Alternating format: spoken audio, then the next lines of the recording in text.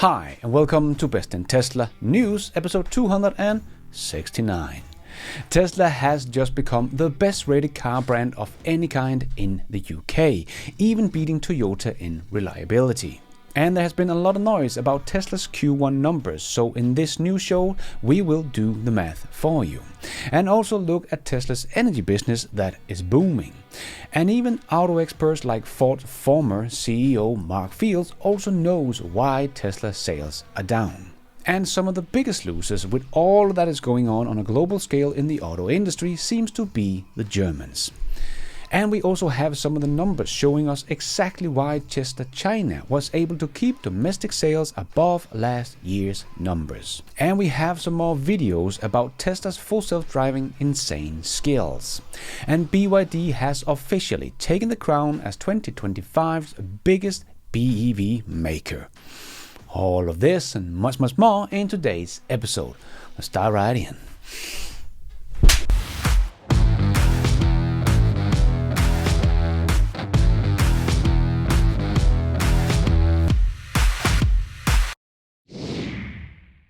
Let's put our living stereo stylus in this groove.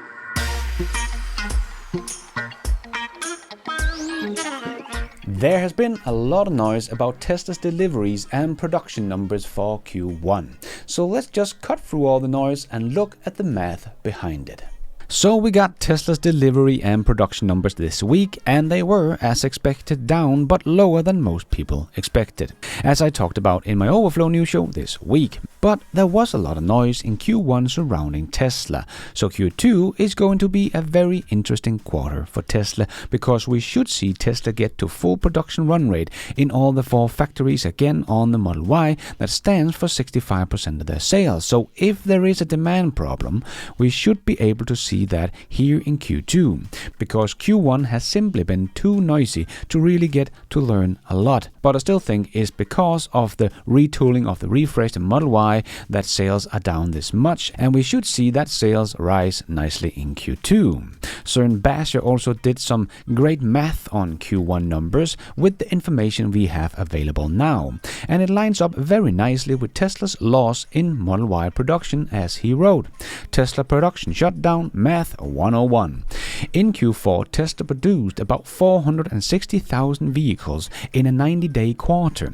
That's an average of 5,111 vehicles per day. Enter Q1, and they shut down production of the Model Y for about 3 weeks in order to change over the manufacturing line to the new refreshed Model Y. This means you are no longer making 5,111 vehicles per day for 21 days. Production might have declined to about 1,500 vehicles per day, red line in this chart. If Tesla, after 3 weeks shutdown, could have immediately ramped up production again, orange line, they could have reached the 5,111 days rate again, but the reality is probably more like the red line, where production ramps up again over a couple of weeks. It may not be so linear, so if we look at what the production capacity for Q1 really was, we see this.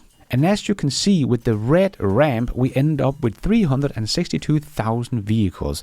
And as Søren's right in production ramp over the 2-week period, we get very close to the actual production number reported of 362,615 units. And of course, Tesla can't just magically get all of these cars out to customers. They have to transport them to customers. I know that from when the Model Y is built in the Berlin factory, it takes about 20 days for that car to be delivered to my Tesla store here in Aarhus in Denmark. And we also know that Tesla Berlin started its first deliveries in the Berlin factory, and that was on the 9th of March. So Tesla should have got a very few Model Ys to the countries like mine in Q1, as they basically only had 3 weeks to do it in, and it takes them 3 weeks to get them there. So for Tesla to have produced 36,000 units more than they delivered in Q1 is also a big nothing burger, even though many haters will jump on that number, as they have done so many times before. But that is only like 7 days of inventory. That would be industry leading.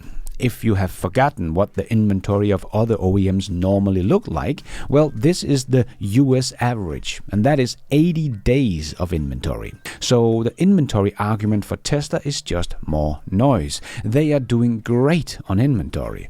And when you do the math as CERN just did, you can easily see it all lines up perfectly. So we should get ready for Q2 with less noise and more production and deliveries. And if you, like me, travel a lot, like last year I was in the cold Lapland shooting videos in China, Dubai and Sri Lanka, and for me having an internet connection no matter where I go is a top priority, as I'm always working, uploading videos and need to use Google Maps to find my way in Sri Lanka in a tuk-tuk. But it can be a nightmare staying connected without the right tools. That's where Saily comes in, the sponsor of this video, my go-to eSIM app, because this makes the hassle of getting connected in a new country all the time a breeze. Firstly, installing Saily is extremely easy. You just download it from the App Store or Google Play Store and boom, all done. Then you pick your destination, say Vietnam, where me and my family is going in October. Choose a data plan that fits your trip. Install the eSIM right there. No fumbling with tiny SIM cards or sketchy AirPod kiosks, or realizing you don't have that little SIM card tool that nobody knows what it's called. Yes, I've been there. It's all digital, and I'm online the second I land. So no worries about having data for Google Maps while driving around Sri Lanka in a tuk-tuk or enjoying a movie at night. Saily's core features like easy setup, reliable data, and that sweet security from the NordVPN team that has created Saily make it a must-have for travelers like me. And you can try too. Head over to saily.com/bestinTesla and use my code bestinTesla for an exclusive 15% off your eSIM plan. I'll say it again, saily.com/bestinTesla, link down below. So no matter where your next adventure takes you, Saily got you covered. Download it, use bestinTesla at checkout, and stay connected wherever the road might take you next. And a huge thanks to Saily for sponsoring this video. But it's not just us Tesla bulls that sees that there are a lot of noise in Q1. Experts like Ford former CEO Mark Fields says the same thing. Yeah, I think it was a lot of noise in the quarter for Tesla, right? Because, their sales were down 13% year over year. They've been kind of losing share, at least on registration data, in all their major markets, whether it's China, Europe, or the U.S. I think in the quarter you had a couple of things going on. One is they were refreshing their Model Y, which is their best-selling vehicle. So they had a lot of changeover in their 4 plants around the globe. So that took out production. And then there's the other piece, which is, how much of a reputational damage has Tesla incurred because of Musk's involvement with the Trump administration. So I think there was a lot of noise in there. I think the second quarter is going to be very telling because you take the noise out of the, production interruption that they had in the first quarter, and you really get to see what the true demand is for Tesla with Trump, with Musk involved with the Trump administration and the impact on them. So very nice to hear someone actually mentioning the retooling of the Tesla Model Y as a big reason to why Tesla is down, as I have just shown you with CERN's charts. He also said that yes, with Q2 we will know a lot more about Tesla's demand if there is a problem or if it has mostly been noise in Q1. But one thing that will also be very interesting to follow is the whole tariff war and how this will affect the US sales, because Tesla will not be untouched by this, as Elon has also explained, but Mark also talked about this in his interview with CNBC. Yeah, they're the least impacted, but keep in mind they produced about 30,000 units more in the first quarter than they sold.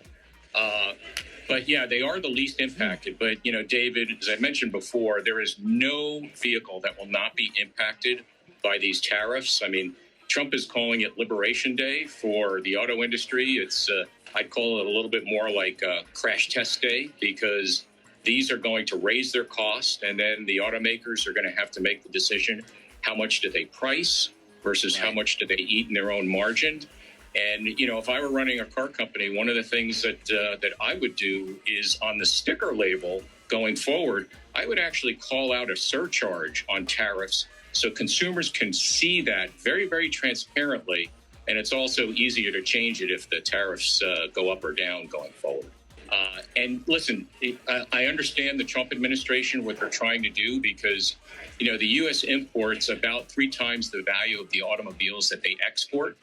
And, again, I would be, if I was with the automakers, I would really be lobbying the Trump administration, particularly on the parts side, for those parts that meet the USMCA agreement to be exempted. But, Trump's looking at, versus his last time in office, the imports from Mexico have about tripled. And a lot of that has to do with Chinese suppliers going and building plants in Mexico and trying to get around the import duties. Hey, finally, Mark, there was this piece on the tape this week about Mercedes reportedly considering pulling their cheapest cars from the U.S. market because it's simply impossible to make up for the tariffs on those lower price models. Do you think that's likely and at scale? And what does that do to consumer choice? Well, overall, if Mercedes does that, the other automakers may be thinking about that as well. For example, GM has to make a decision. Many of their lower priced vehicles are coming from Korea and Mexico. And listen, at the end of the day, if you can't make an economic profit on these vehicles, you have a choice to make. Do you just eat that to keep your product lineup full? Or do you decide to withdraw the market? So they could decide to do that.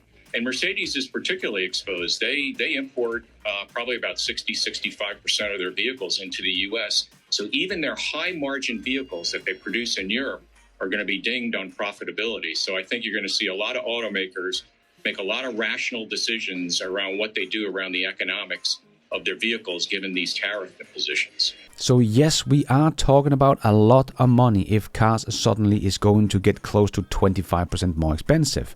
Because we all know that automakers have razor-thin margins on their cars already. No one in the US earns 25% on their cars sold in the US. So I think the automakers like Ford, GM, Stellantis and the others will have to simply pass on the cost to its customers. But we know the average cost of a car in the US is already closing in on $50,000. So 25% on top of that would get us to about $62,000. So they might end up doing what Mark here is suggesting, that they will show that on the sticker price so people understand that it is not them that are raising the prices, it is the impact of the tariffs. Because as Mark points out, the import versus export is 3 times higher for imported cars. So it will no doubt have a huge effect on car prices and the automakers, including Tesla, of course. So the total addressable market could shrink significantly in Q2 and forward in the US. But Tesla is, of course, the one that is best situated for this, as they build 100% of the cars they sell in the US and has some of the most localized supply chain of any automakers. And they actually earn about $7,000 on every car they sell, so they could actually take some of the cost and not pass it all on to the customers, but we will see what will happen. But the biggest losers with all that is going on the global scale in the auto industry must be the Germans, as they are getting hit from multiple sides all at once. So like it was not bad enough for the German OEMs, they are now getting hit from all sides. We know they are already struggling, as most of the Germans are talking about closing plants and firing staff in the thousands over the next 5 years. But we have seen through the last year how they are losing China. Porsche lost 30% of their sales in China in 2024, and the EV sales in China was down 50%. And someone like Volkswagen's factories in Europe is running with a utility rate of 60%, and they need to be at least at 70% to be sustainable. So that is also why they want to fire people and close their plants to get their utility rate up. But now the US also put this 25% tariff on their car imported from Europe to the US. So now they can expect to lose that little bit of profit they have on their cars in the US. Like Mark also talked about, Mercedes import about 60 to 65% of their cars into the US. And Mercedes already don't sell their 2 most affordable model lines up like the A and B in the US, so they only have the more expensive one there, and they are just about to get even more expensive. So the Germans are losing market share in China as they are shifting over to BEVs much faster than they can keep up with, and their EVs are not up to par with the likes of Tesla or the local Chinese brand. And now they might also lose some market share in the US as their price will go up about 25% on their already very expensive cars. And in Europe their factories are running with a too low utility rate, so things did not look good before, but it seems like they have just got a whole lot worse for the German car industry. And Tesla is not unscathed, but because they have been setting up their factories in all the three big markets, the US, Europe and China, to be run with as local supply chain as possible, they stand the strongest, even compared to the Chinese, as the Chinese are still mostly made in China. But we do see factories starting to pop up elsewhere, and we have a few in Mexico, but the Chinese don't have many factories in Europe just yet. And because they are heavily subsidized in China, the tariffs for imported cars into Europe is much higher than someone like Tesla that does not get any subsidies from the Chinese government. So they have lower import tariffs for their Tesla Model 3 to Europe that they still make in China than what BYD has on their EVs to Europe. So Tesla's production in the Shanghai factory has 100% localized supply chain, so the cars they do sell in China will not be affected by any tariffs war, only the one they export. And on top of all of these benefits for Tesla compared to the competition, if you as a customer buy a Tesla, you will also save money on maintenance and repairs. As you can see on this chart, Tesla has the lowest maintenance and repair cost over a period of 5 to 10 years, and I have had my old Tesla Model 3 for 6 years now, so I can confirm that they are extremely cheap to operate, and no, the battery doesn't die or start leaking after 200,000 kilometers. So I think 2025 will be a very interesting year both for Tesla and the industry as a whole, and a lot of unknown things are at play. But I think the biggest losers stands to be the Germans, and also Ford and GM, as they have basically become a North American only car company. But because they import a lot of their cars from Mexico, their already expensive cars will get a big price hike. And that comes as Ford and GM's dealerships inventory is flooded with 2024 models they can't sell. So as Jim Farley, Ford CEO, said, this could blow a hole in the US car industry as we have never seen it before. So a lot to keep an eye on here in Q2 and onwards. Part of Tesla's business that is still on fire is their energy storage business. And in terms of earnings, 2025 looks to be the year of energy storage. Because CERN again made a great article on Tesla's energy business, not just giving us the numbers, but making the numbers so that even Wall Street could understand it. As he wrote, Tesla energy growth in terms even Wall Street can understand, Q1 2025. As we all know, Wall Street seems to only want to view Tesla as a car company. Fine, let's meet them where they are. Based on that, here are a trailing 12-month deliveries of 1.7 million. Wall Street understand this. On a trailing 12-month basis, Tesla hasn't produced any growth in the auto business, and Wall Street is deeply troubled by it. But let's now share with them that Tesla is building a new vehicle, a big, beautiful, boxy vehicle that's designed to be parked, and it consumes many more batteries than the usual sexy models plus Cybertruck lineup. So since this new vehicle consumes so many batteries, we will express the numbers in 80 kilowatt-hour vehicle equivalent as a way to standardize things and track its growth versus autos. Here's the growth in that business. Wow, now that is a business Wall Street can get excited about. Look at that growth, 154% year over year. And now when we combine the two businesses, we get the following chart. Even though this is a fun way to look at it, well, it also gives analysts a chance to see Tesla as something else but just a car company, and realize that Tesla's automotive business is not the be-all end-all. It will be completely irrelevant soon enough. But as CERN ends his little article here, and finally, here's another plus. No advertising is needed to sell these big, beautiful, boxy vehicles.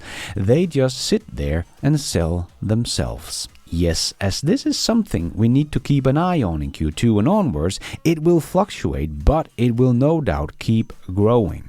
As AJ also wrote on X, Tesla's energy storage business is on fire. First quarter up over 150% year over year, even though the new Shanghai Megapack factory's first deliveries aren't reflected yet in the numbers. Q2 energy storage deployment will be eye-watering.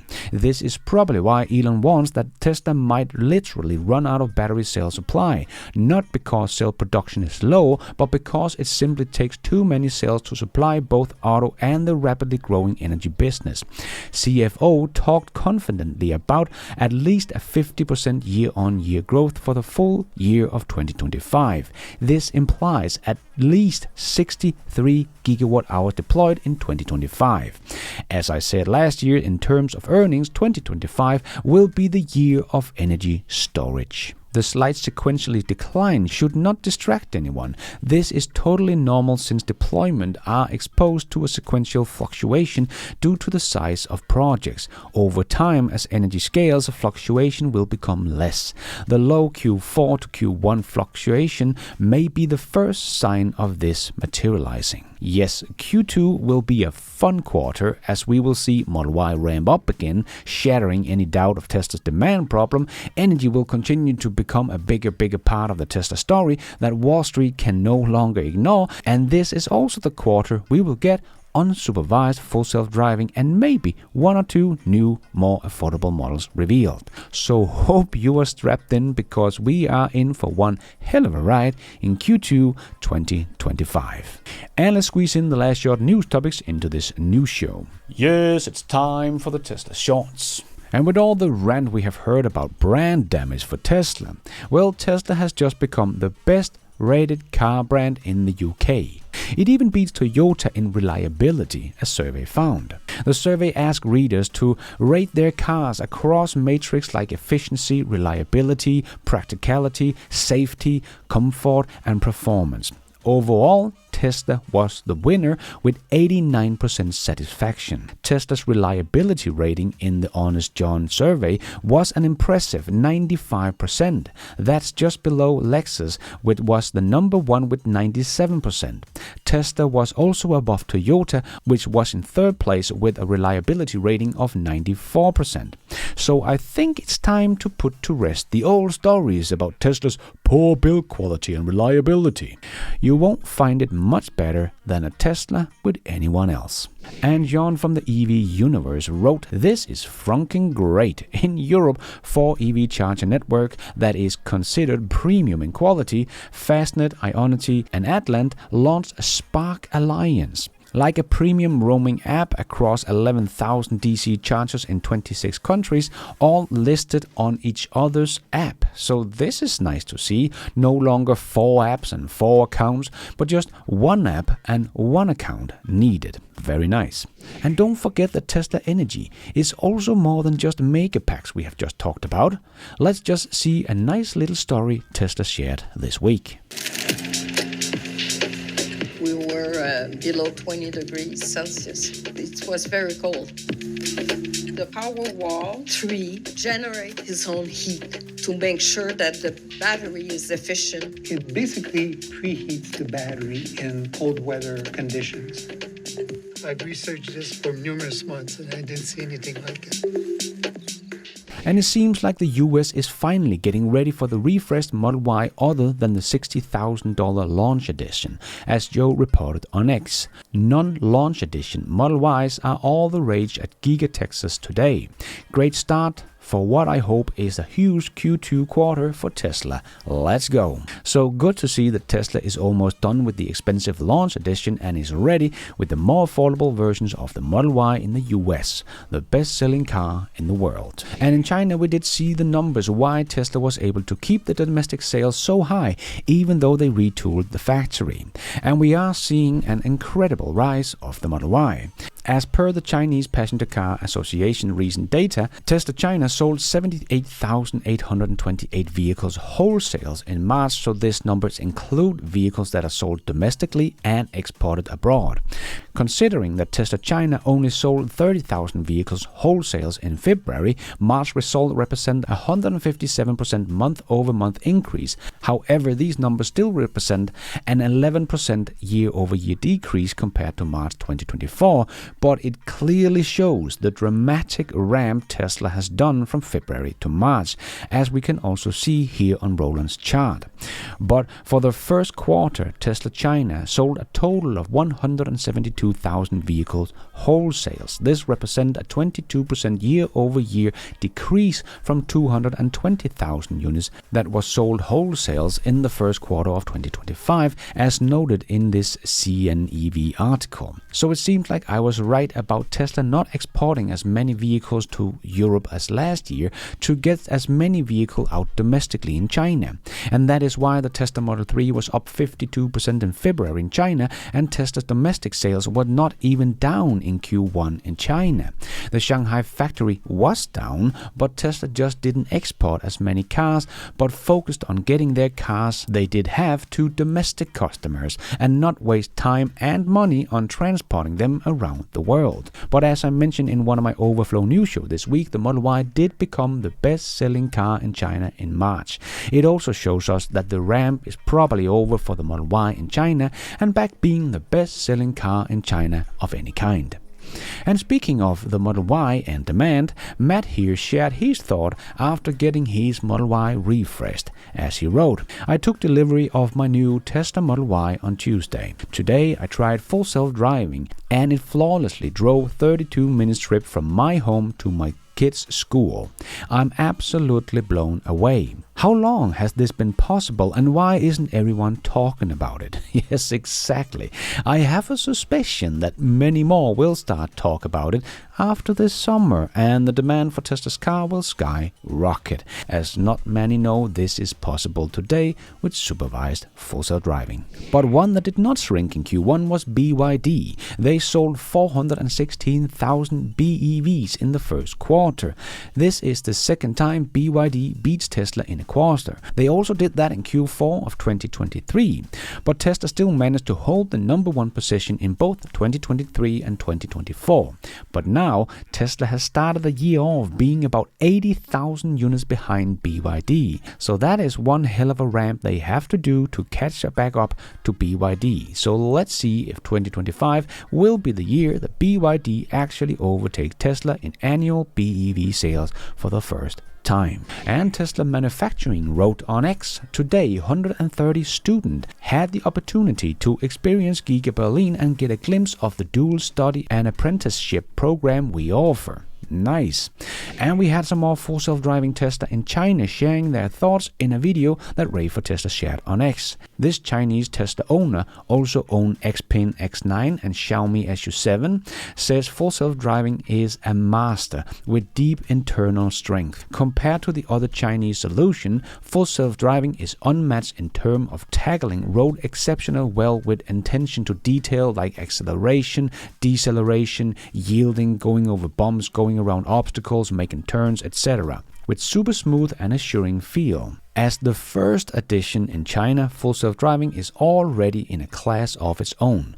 The comfort level and non-mechanical feel are second to none. Now he exclusively uses full self-driving as his daily driver. Yes, this software will become a deal breaker for so many buyers going forward, especially when it becomes unsupervised. The demand will simply go off the charts.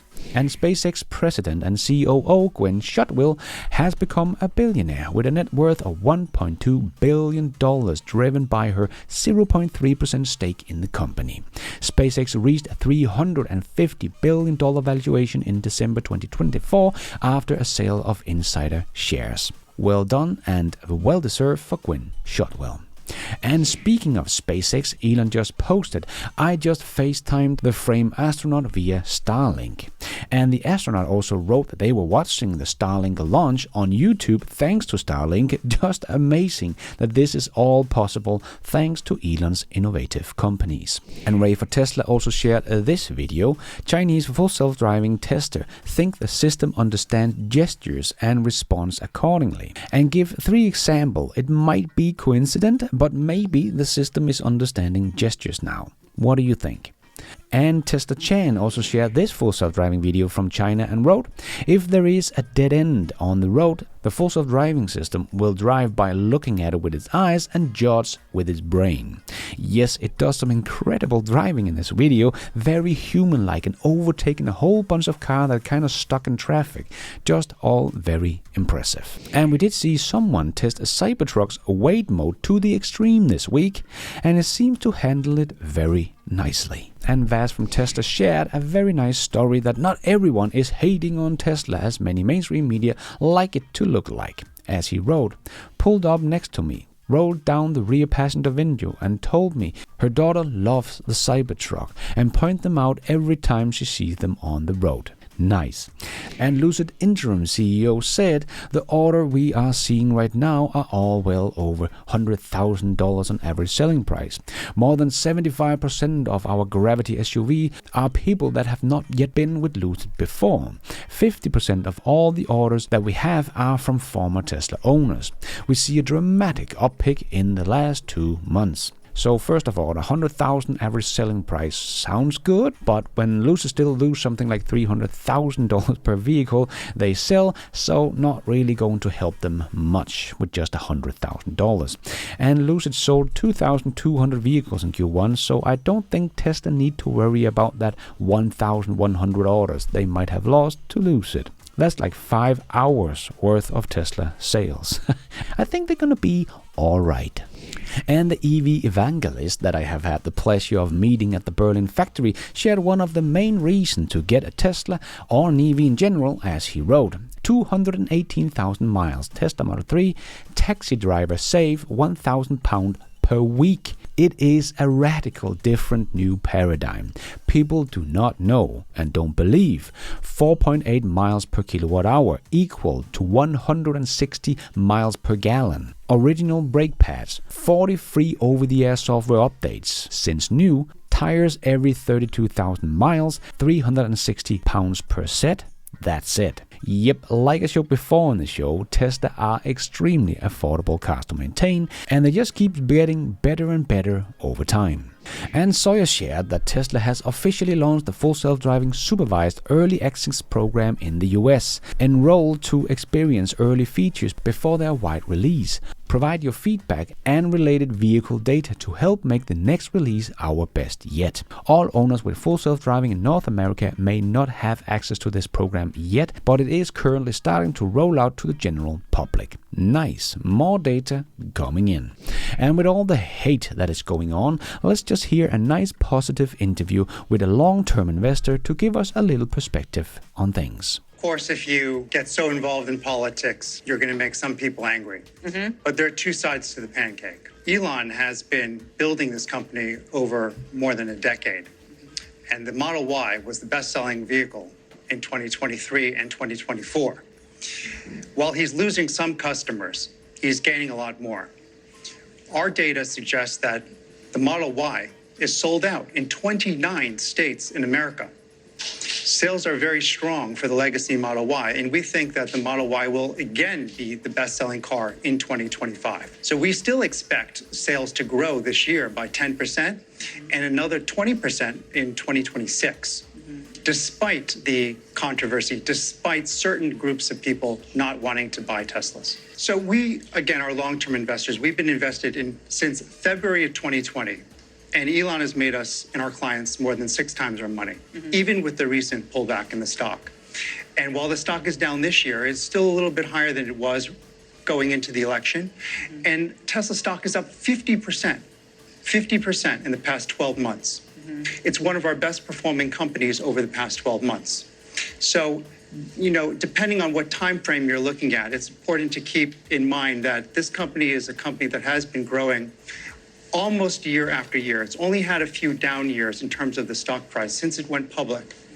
And 2025 is not over yet, but it had a fantastic 2024, and it's up again 50% in the past 12 months. But Herbert from Brighter with Herbert also did another great interview with Nancy Tangler, CEO and CIO of Laffer Tangler Investments. And here is just a little snippet if you haven't seen the interview. To sales ratio, so we want to pay as little as possible for a future unit of sales. And Tesla kind of cycles in and out of our buy and sell ranges pretty regularly. It's in the buy range, and historically that has been a great time to buy the stock because ultimately investors return to the story, to the fundamentals behind the story. When we bought the shares recently, we paid between $230 and $240 a share, and recall it went down below that. I'm pretty confident that 2 to 3 years from now, I'm going to be really happy with that purchase, with probably a double, maybe a triple. Now, I'm not in Kathy Wood's even universe, but so I don't have a $2,700 price target, and I'm not as smart as she is, so I'm not minimizing it at all. But I think you don't need for that to work. You don't need to get that price to that price target. What you need is for the story to continue to unfold. And the vision behind what Tesla is doing, in my view, is superior to the other offering. You know, investors are going to be happy if they step in somewhere in this range. And with all the hateful protesters we have seen lately, it's kind of refreshing to see some positive non-protest for Elon Musk. Yes, some people tend to forget there are two sides to this story. And don't forget to check out my new video on my other channel called Nomadic, a travel channel where we give advice on where to go and what to see. And don't forget to check out our newest video about Sri Lanka, where we are in the tuk-tuk race, traveling around Sri Lanka in 2 tuk-tuks. So don't forget to check it out to get some inspiration to what to see in Sri Lanka and maybe join a tuk-tuk race yourself. And before we end off with a bit of fun, I just want to make a quick shout out to my new supporters of this YouTube channel. My new YouTube members: Christopher Korb, Dave Klinke, Paul Kotlowski, and Monty Lowe. Thank you so much for all your support. I am doing this all by myself, but you guys are all the producers of this new show. Thank you. And let's end off with a bit of fun. A little video of all the Tesla haters and short sellers shooting hate at Elon Musk. Be careful. It will probably backfire.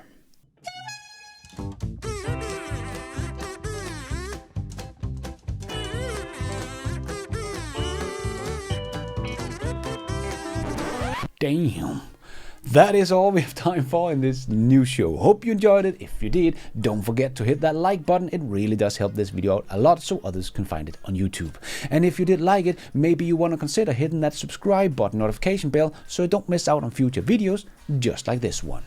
And if you're already a subscriber to the channel, thank you so much for the support. But if you want to support the channel even more, remember you can, for as little as $1, become a patron of this channel or become a member of the YouTube channel to get a shout out as some extra perks like early access, ad-free versions of my videos, exclusive videos. So hit the members button or check out Patreon to find out more. And don't forget to follow me on X. I post pretty much all the news as it comes out and a lot more. And check out the merch store to get some merchandise and support the show. It is also possible to support the show without becoming a member or a patron. There is a donation option down below or on my website bestintesla.com. You can also become an executive producer and get news articles, exclusive videos, behind the scenes, and access to all my research charts and spreadsheet also on bestintesla.com, or as simple as hitting the super like button. And thank you for watching. And until next time, take care out there and be nice.